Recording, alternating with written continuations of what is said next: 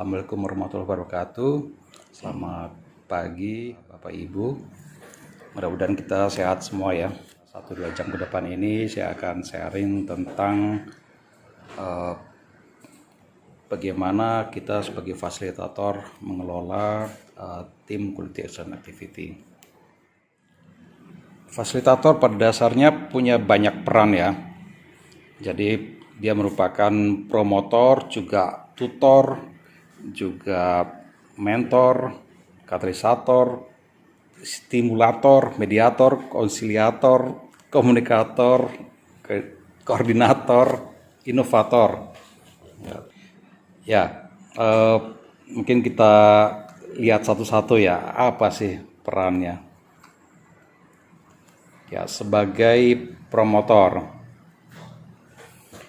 Ya, fasilitator itu punya fungsi itu sebagai penyambung dari tim quality assurance activity ya, GKM, PKM, SS dengan manajemen dan sebaliknya dari manajemen kepada tim. Ya, jadi kita memastikan bahwa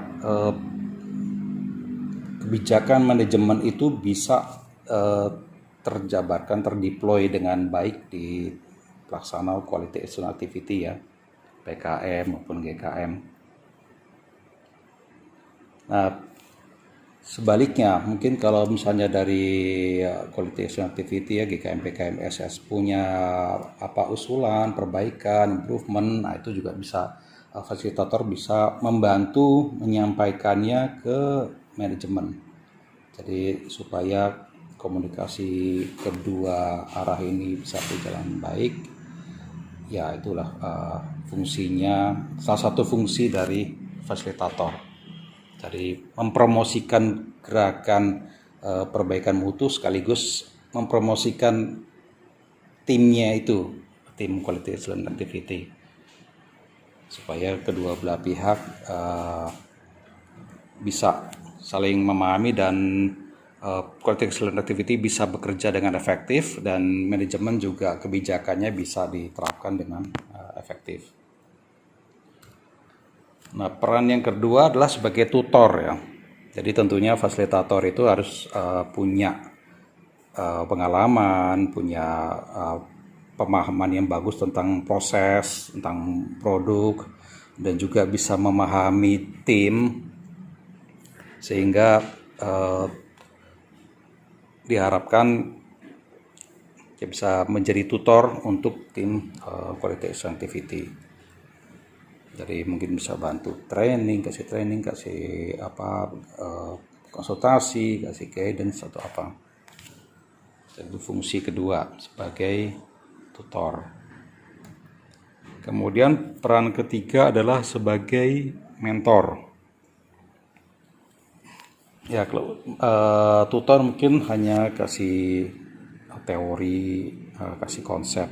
Nah, tapi pada saat proses improvement, proses mungkin mencari akar penyebab masalah, menganalisis masalah, kemudian berproses melakukan improvement, nah itu mungkin perlu pendampingan.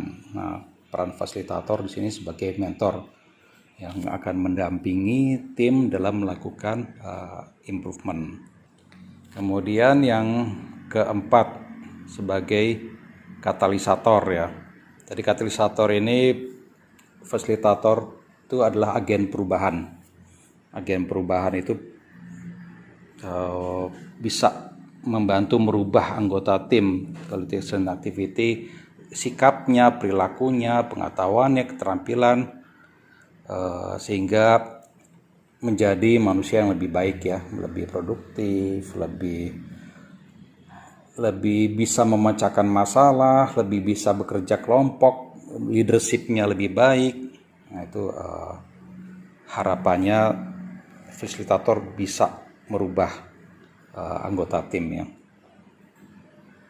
Ini saya kasih ilustrasi gambarnya Steve Rogers ya di Captain America sebelum berubah jadi Captain America ya. Jadi dalam hal ini timnya, fasilitatornya membantu dia yang tadinya bukan siapa-siapa bisa menjadi superhero ya. Ya, ilustrasi aja. Kemudian peran yang kelima adalah sebagai stimulator.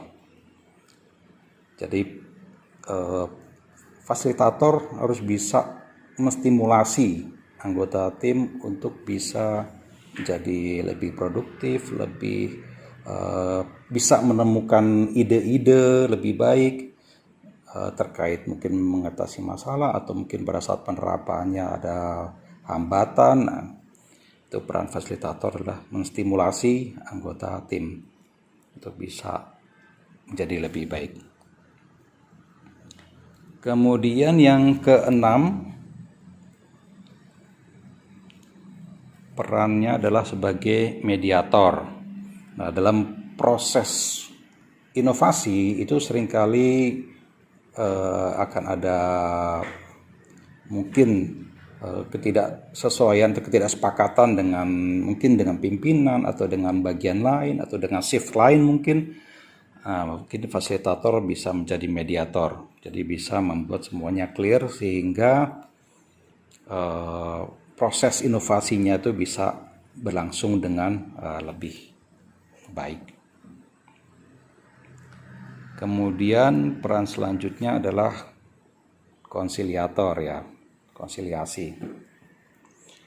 Konsiliasi ini fasilitator bisa membantu menyelesaikan ketidaksepakatan. Ya, jadi kalau ada perbedaan entah di dalam tim atau tim dengan bagian lain, dengan pimpinan, dengan supplier atau dengan customer atau siapa, dalam proses inovasi ini ada hal yang tidak disepakati, belum ada kesepakatan. Nah, fasilitator bisa berperan untuk membantu mencapai kesepakatan ya. Jadi bisa terjadi konsiliasi antar berbagai pihak supaya inovasinya bisa berjalan dengan efektif. Itu peran ke-7. Kemudian peran ke-8 sebagai komunikator. Ya, komunikator ini karena fasilitator itu juga paham kebijakan manajemen, paham apa yang terjadi pada proses improvement inovasi dari quality excellence activity. Nah, ini fasilitator bisa sharing informasi-informasi penting supaya komunikasi antar berbagai pihak bisa lebih baik. Jadi misalnya pimpinan mau tanya, ini prosesnya udah sampai mana nih, progres GKM-nya udah sampai mana? Mungkin fasilitator bisa kasih laporan atau kasih informasi, ini progresnya seperti ini, hambatan yang dijumpai seperti apa, kemudian apa yang dilakukan. Jadi juga penting ya peran sebagai komunikator oleh fasilitator. Kemudian peran berikutnya adalah koordinator. Nah, fasilitator ini punya peran penting sebagai koordinator. Jadi kegiatan-kegiatan quality excellence activity ya, GKM, PKM, SS yang ada dalam tanggung jawabnya itu fasilitator harus mengkoordinasikan ya kegiatannya seperti apa, jadwalnya, dan juga dilihat dengan agenda organisasi, gimana kecocokannya, bagaimana tentang urgensinya, hal-hal apa saja yang urgent, atau mungkin estimasi ini mungkin bisa aja suatu inovasi tidak bisa 3 bulan 6 bulan, mungkin butuh 2 tahun. Nah, itu koordinasi ke berbagai pihak soal itu.